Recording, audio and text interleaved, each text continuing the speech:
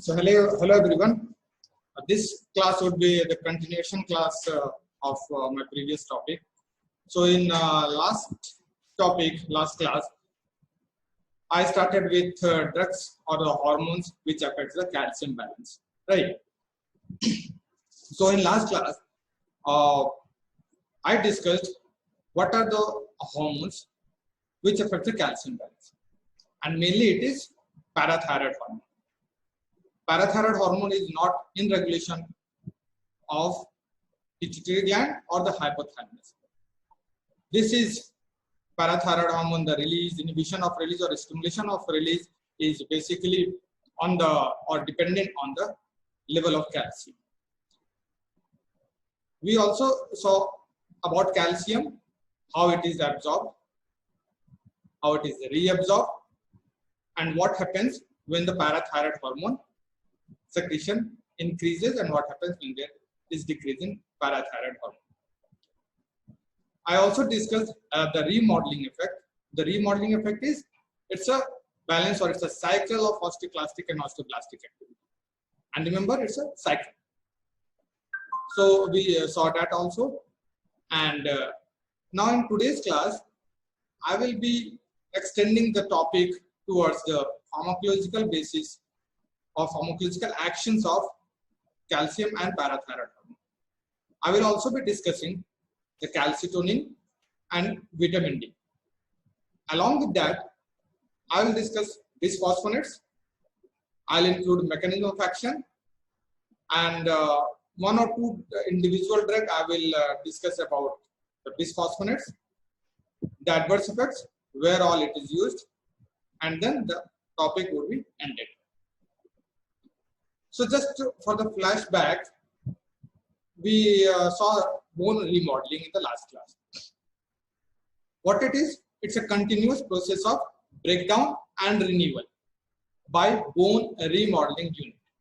And this happens by the help of osteoclast and osteoblast. The physical and biochemical signals, they recruits the marrow precursor cells. And then that fuses with the bone, and there is stimulation or formation of multinucleated osteoclast, which causes a resorption. And resorption or excavation or a cavity is formed in the bone. This formation of cavity or resorption will lead to the stimulation of osteoblast formation or induction of osteoblast, and then one new bone lining will appear. So this was the thing. In a situation like estrogen deprived situation, there are RANK ligand, which binds with the RANK. This is the ligand which is present in the osteoblast, and ligand RANK is present on the osteoclast precursor. This binds, and there is formation of osteoclast, ruffled border osteoclast, and as an inactive compound, this complex gets dissociated. Then there is ruffled border formation, and then there is excavation of the bone, and then after that there is induction of osteoblastic activity. Osteoblastic induction appears, and then there is rebuilding of the new bone line, and this keeps on going on. So this is remodeling, a bone remodeling. So here onwards we will start the effect of kidney. Previously, we have already seen this figure, and I have explained this figure. This figure is particularly taken from Goodman and Gilman. In that, we saw that there is a parathyroid gland which causes increased release of parathyroid hormone upon calcium sensing. Now, parathyroid hormone has effect on kidney. Through kidney, it increases the calcium reabsorption. Mind it, this is a reabsorption, not a resorption. So there is difference between a reabsorption and a resorption. The resorption is caused by osteoclastic ruffle border, which causes increase in serum level. PTH, this causes increased calcium reabsorption from the tubule and decreases phosphate reabsorption. Inhibits tubular reabsorption of phosphate. So what will happen to the plasma when it inhibits the tubular reabsorption? That means plasma level will decrease. So hypophosphatemia occurs. and here there is hypercalcemia, right? Because it enhances the calcium reabsorption. Also, this PTH stimulates the conversion of vitamin D to its active form, which is calcitriol. I've already explained this parathyroid hormone causes stimulation in conversion of vitamin D to active form of vitamin D, which is calcitriol, and that happens through a series of processes in which mainly the hydroxylase enzymes is involved. Now this calcitriol, what it causes, it interacts with specific high affinity receptor in the intestine and causes increased reabsorption of calcium along with the phosphorus. So this is the effect of parathyroid hormone on kidney. Now, on calcium level, what it causes? See, indirect or directly, it will go through the kidney or the small intestine or through the bone. So there may be a repetition of things over here. So calcium, there is parathyroid hormone, which causes increased tubular reabsorption of calcium, which we have already seen, and it will be attached with the decreased in urinary calcium excretion. That means increased in calcium level will occur by two processes, either by decreasing or its association of both the things.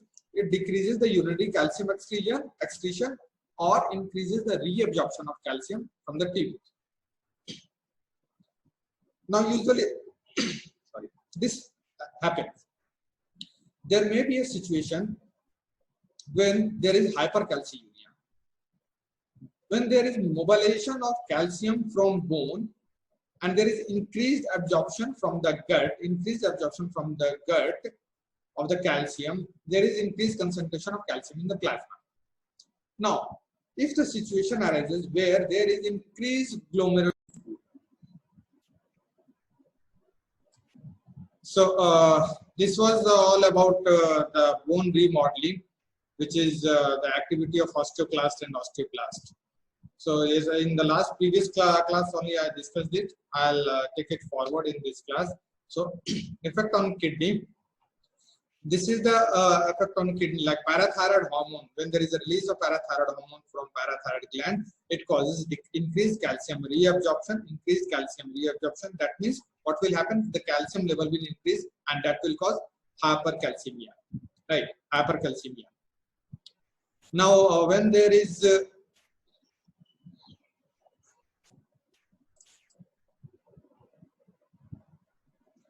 so when there is inhibition of tubular reabsorption of phosphate, what will happen? The plasma level will decrease. Right? Now, stimulate conversion of this particular parathyroid hormone. What is the effect on kidney on the calcitriol? It stimulates the conversion of vitamin D to its active form of calcitriol, which is 1,25-dihydroxyvitamin D. Now, this calcitriol will cause increased calcium and phosphate reabsorption from the kidney.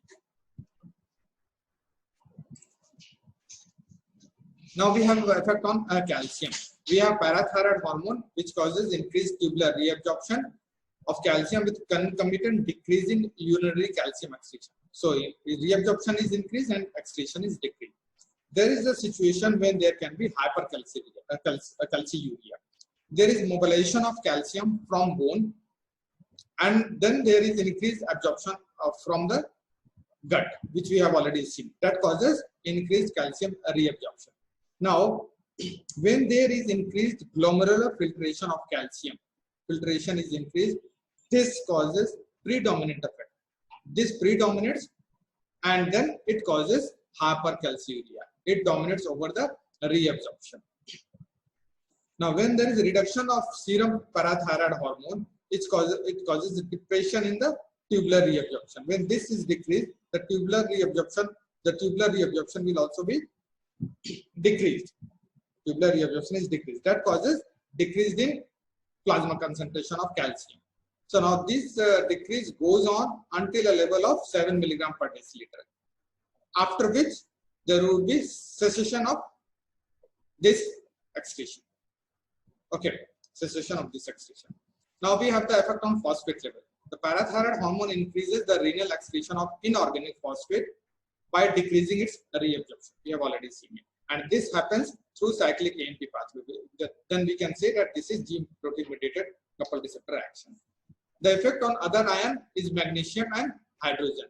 There is reduced excretion of these cations, whereas increased excretion is there of water, amino acids, citrate, potassium, bicarbonate, sodium, chloride, and sulfate. Now we'll see vitamin D.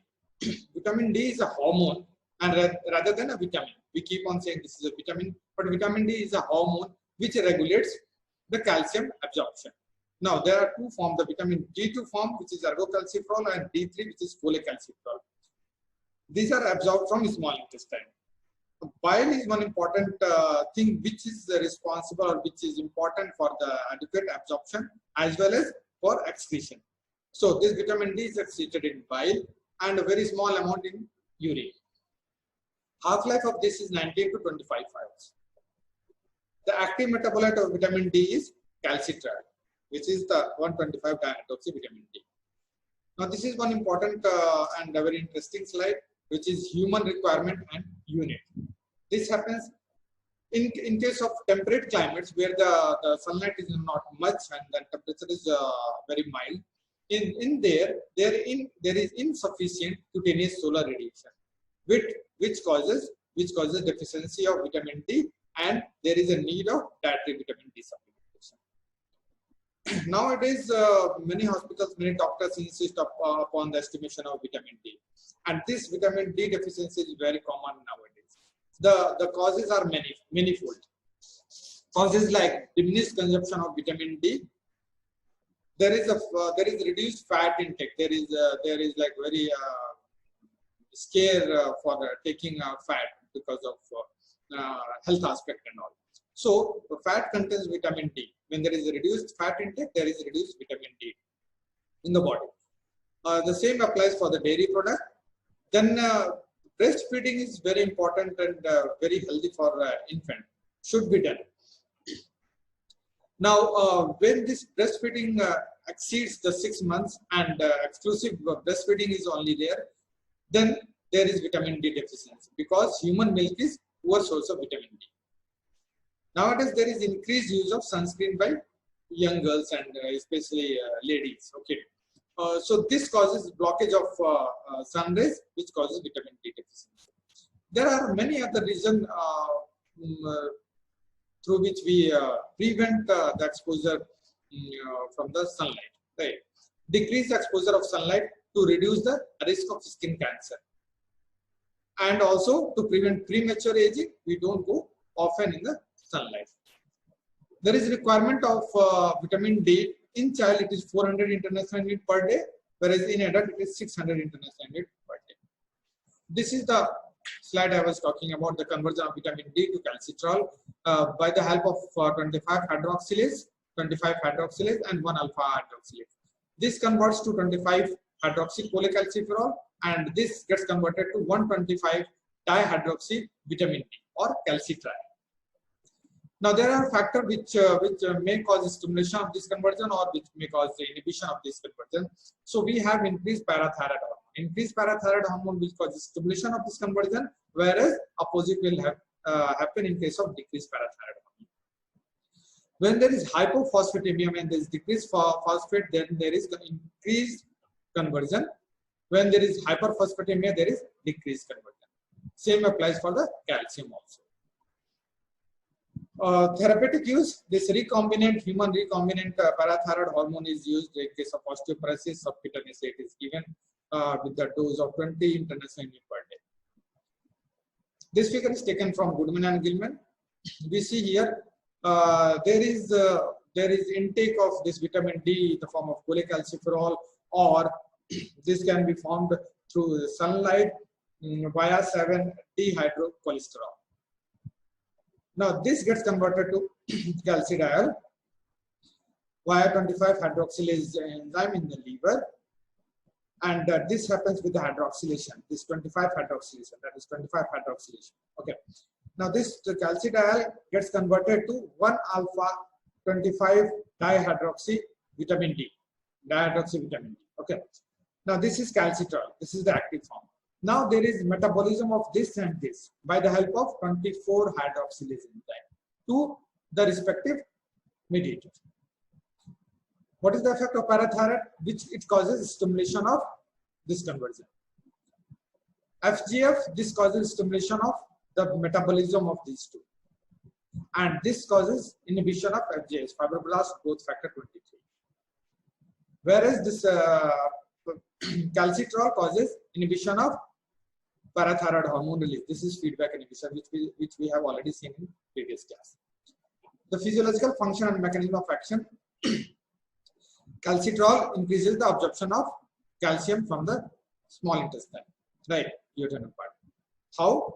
It occurs through the channel called TRPV6, which is transient receptor potential cation channel V6 and calcium version 1.3.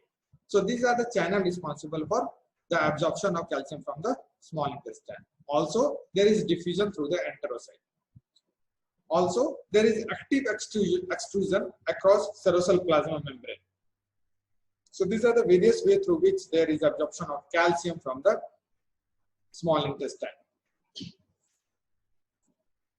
Action, mechanism of action of vitamin D, it interacts, that is calcitriol interacts with vitamin D receptor, VDR.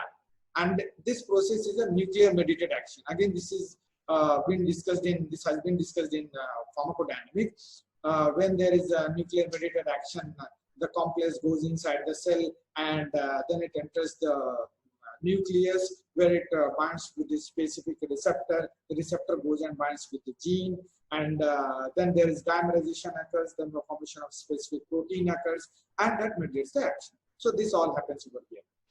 Calcitriol affect also maturation and differentiation of mononuclear cell and influences cytokine production and immune function. In case of absence of calcitriol, there is inefficient calcium absorption because calcium absorption is dependent upon calcitriol. So in case of inefficient absorption, thermodynamic passive absorption comes in play. What are the vitamin D preparation? These are the various important vitamin D preparation. Just go through it. Then we have hypo or hyper condition. What happens in hypo condition? Hypovitamin and hypervitamin. So there is, in case of vitamin D deficiency, ricket and osteomalacia appears. Whereas in case of hypervitaminosis, there is hypercalcemia, fatigue, diarrhea, polyuria, and albuminuria appears. Where it can be used, the preparation of vitamin D for the prophylaxis and treatment of vitamin D deficiency.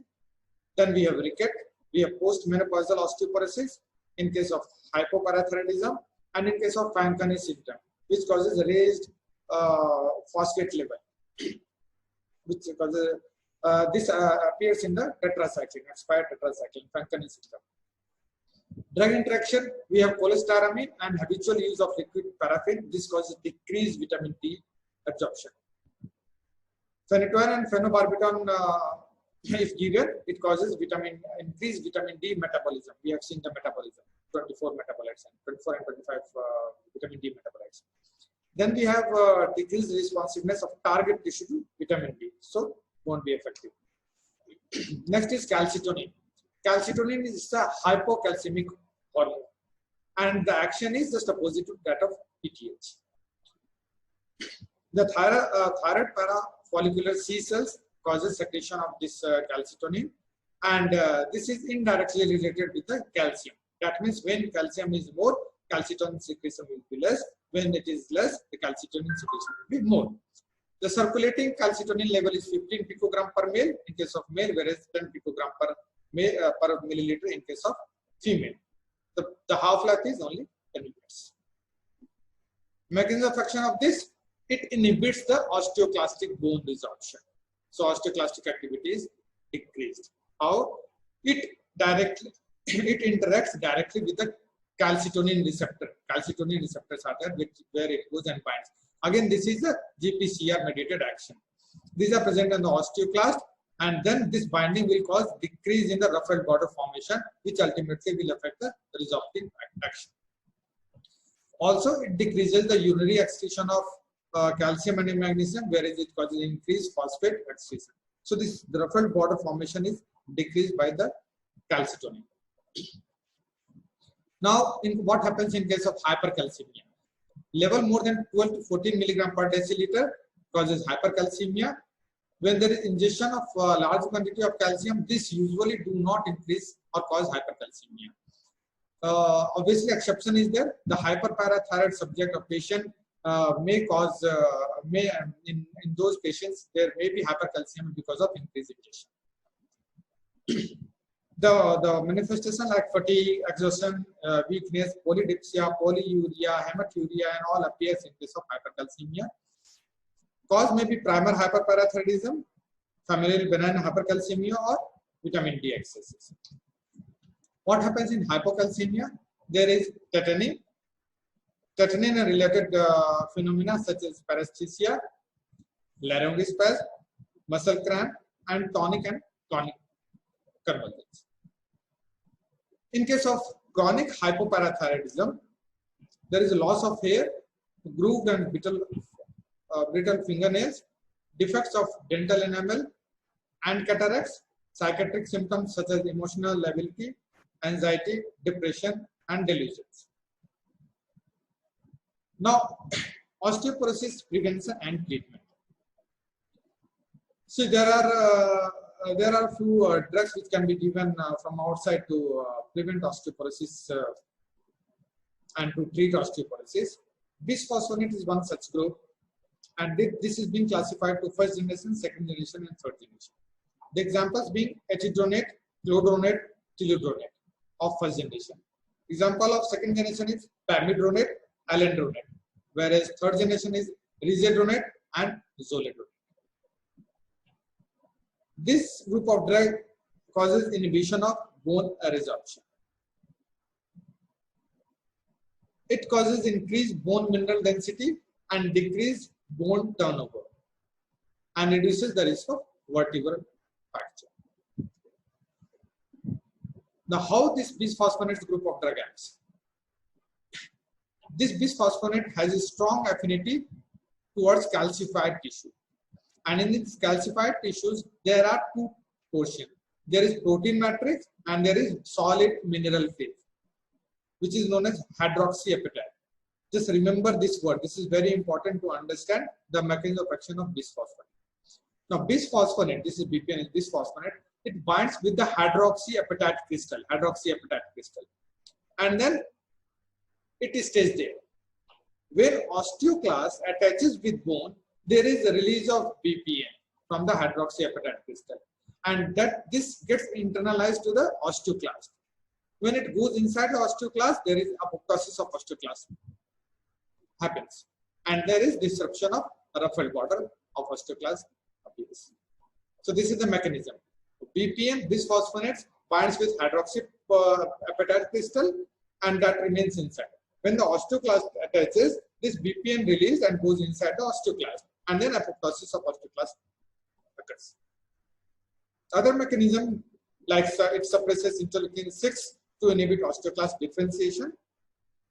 Then bisphosphonate, mainly the risedronate and alendronate, they block mevalonate synthesis. And then mevalonate is very important constituent for the survival of osteoclast.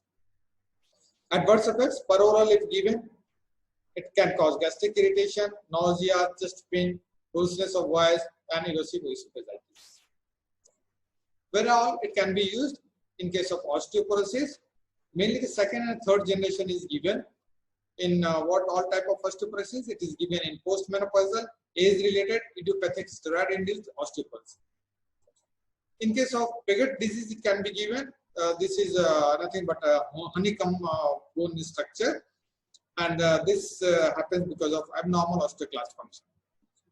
This bisphosphonates is given, which stops the osteoclastic lesion and reduces bone pain, and this is usually given with calcitonin for increased efficiency. Hypercalcemia of malignancy, it is given. It's a medical emergency. So bisphosphonate and calcitonin is given together. IV rehydration is done, and then diuretic is also. In case of osteolytic bone metastasis also it is given. And this is very important part. This bisphosphonate group of drugs should be given in empty stomach, and nothing should be eaten till 30 minutes after taking the drug.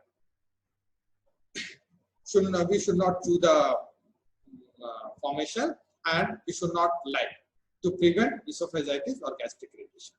Also, NSAID should not be given along with it, because then gastric irritation and gastric adverse effects will appear more.